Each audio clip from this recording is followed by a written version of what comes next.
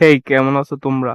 গত ক্লাসে আমরা বঙ্গভঙ্গ সম্পর্কে জানছিলাম। আজকের ক্লাসে আমরা বঙ্গভঙ্গের রদ সম্পর্কে জানবো।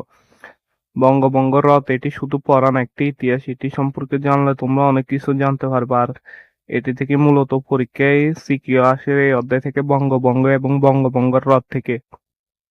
তাই তোমরা আগে বঙ্গভঙ্গ সম্পর্কে জানিয়ে আসবে, এরপরে এই ক্লাসটা করবা বঙ্গভঙ্গ রদের। চলো আজকের ক্লাসটা শুরু করা যাক। আজকে মূলত আমরা পড়ব বঙ্গভঙ্গ রদ এবং এর প্রভাব।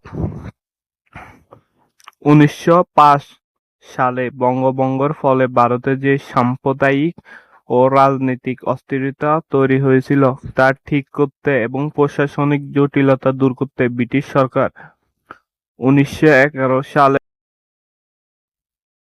দিল্লির রাজকীয় দরবারে সম্রাট পঞ্চম জর্জ বঙ্গভঙ্গ রদের ঘোষণা দেন। বঙ্গভঙ্গ রদের মূল কারণসমূহ। মূলত বঙ্গভঙ্গ রদের পেছনে প্রধানত চারটি কারণ দায়ী ছিল। এগুলো কি কি?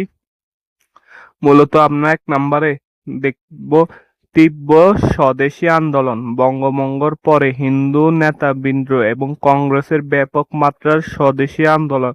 আমরা গত ক্লাসে পড়ছিলাম বঙ্গভঙ্গ পরে স্বদেশী আন্দোলন ও ব্রিটিশ পণ্য বর্জন শুরু করছিল ভারতীয়রা, যা ব্রিটিশদের অর্থনীতির উপরে চাপ সৃষ্টি করে। এছাড়াও রাজনৈতিক অস্থিরতা আছে। বঙ্গভঙ্গকে কেন্দ্র করে ব্রিটিশ বিরোধী সহিংসতা ও সন্ত্রাসবাদী ও কর্মকাণ্ড বেড়ে যায়, যা তৎকালীন সরকারকে বিব্রত করে। এছাড়াও আছে প্রশাসনিক সংকট। হিন্দু মুসলিম উভয় সম্প্রদায়ের ক্রমবর্ধমান অসন্তোষ প্রশাসনিক কার্যক্রমে স্থবিরতা তৈরি করেছিল। এছাড়াও রাজধানী স্থানান্তর। ব্রিটিশ সরকার অনুভব করেছিল যে কলকাতার পরিবর্তে দিল্লি থেকে শাসনকাজ পরিচালনা করা বেশি সুবিধাজনক। মূলত এসব কারণে বঙ্গভঙ্গের পরে আবার 6 বছর পরে 1911 সালে বঙ্গভঙ্গ রদ করে ব্রিটিশরা। বঙ্গভঙ্গ রদের প্রভাবে কি হয়েছিল এগুলো জানবো, এটা পরীক্ষার জন্য অতি গুরুত্বপূর্ণ। বঙ্গভঙ্গ রদ ভারতবর্ষের রাজনৈতিক ইতিহাসে একটি নতুন মোড় তৈরি হয়েছিল।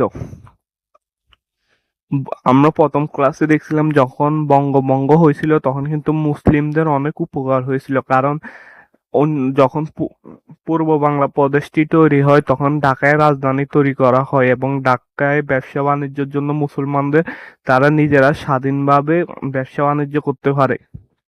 কিন্তু যখন আবার 6 বছর পর বঙ্গভঙ্গ ভেঙে বঙ্গভঙ্গ রদ করা হয় তখন মুসলিম সমাজের উপর হতাশা হয়ে যায়, কারণ মুসলমানদের স্বপ্ন ভেঙে যায়। তাদের উন্নত শিক্ষা, তারপর উন্নত ব্যবসা বাণিজ্য, বিভিন্ন শিল্প কারখানার যে স্বপ্নগুলো ছিল তা ভেঙে যায়, কারণ বঙ্গভঙ্গ রদের কারণে আবার দিল্লিতে রাজধানী গড়ে তুলবে, আবার পশ্চিমবঙ্গের মানুষদের হাতে সব স্বাধীনতা চলে যাবে, ভারতীয় মানে হিন্দুদের কাছে সব স্বাধীনতা চলে যাবে। বঙ্গভঙ্গ রদের পরে পূর্ববঙ্গের মুসলমানরা সবচেয়ে বেশি ক্ষতিগ্রস্ত হয়, যা এখন বললাম, এবং ব্রিটিশদের উপর তাদের আস্থা হারিয়ে ফেলে। যখন বঙ্গভঙ্গ রদ হয় তখন মুসলমানরা একদম ব্রিটিশদের উপর আস্থা হারিয়ে ফেলে এবং তারা ব্রিটিশদের উপরে সব নির্ভরতা আর করতে হয় না। এবং আস্তে আস্তে পরে মুসলিম লীগ গঠন করা হয়। এটি সম্পর্কে আমরা পরে জানবো বিস্তারিত। রাজনৈতিক সচেতনতা। মুসলমানরা বুঝতে পারে যে ব্রিটিশ সরকার করুণা নয়, বরং নিজস্ব রাজনৈতিক অধিকার আদায়ের জন্য সুসংগঠিত দল প্রয়োজন। এছাড়া সাম্প্রদায়িক বিভাজন।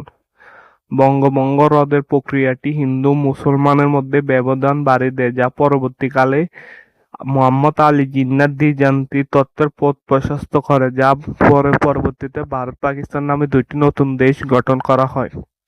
এইগুলো সম্পর্কে আমরা বিস্তারিত জানবো, তাই নিয়মিত ক্লাস পাইতে চ্যানেলটাকে সাবস্ক্রাইব করে রাখবেন এবং লাইক দিয়ে দিবেন ভিডিওগুলোর মধ্যে। নতুন ও প্রশাসনিক রূপ। আমরা এগুলোও কিন্তু প্রথম ক্লাসে পড়ছিলাম। পশ্চিমবঙ্গ এবং পূর্ববঙ্গকে পুনরায় একত্রিত করে। আমরা বঙ্গবঙ্গের সময় পড়ছিলাম পশ্চিমবঙ্গ এবং পূর্ববঙ্গকে দুইটি আলাদা প্রদেশ করে, কিন্তু এখন আবার বঙ্গবঙ্গ রদ করে দোনোটাকে আবার এক করে ফেলে। এবং আসামকে একটি পৃথক প্রদেশের মর্যাদা দেয়া হয়। আমরা আজকে ক্লাসটাকে সামারাইজেশন করে দেখি কি কি শিখলাম। আজকে আমরা বঙ্গভঙ্গের রদ সম্পর্কে জানলাম এবং এটি কত সালে হয়েছে? 1911 সালে এটির ঘোষণা দেওয়া হয় সম্রাট পঞ্চম জর্জ বঙ্গভঙ্গ হ্রদের ঘোষণা দেয়। এছাড়া বঙ্গভঙ্গ রোধের মূল কারণ ছিল প্রধানত চারটি, এর মধ্যে সবচেয়ে বেশি ছিল স্বদেশী আন্দোলন বা ব্রিটিশ পণ্য বর্জন এবং বঙ্গভঙ্গ রদের ফলে মুসলমানদের বেশি ক্ষতি হয় এবং মুসলমানরা ব্রিটিশদের উপর আস্থা হারিয়ে ফেলে এবং মুসলিম লীগ গঠন করা হয়।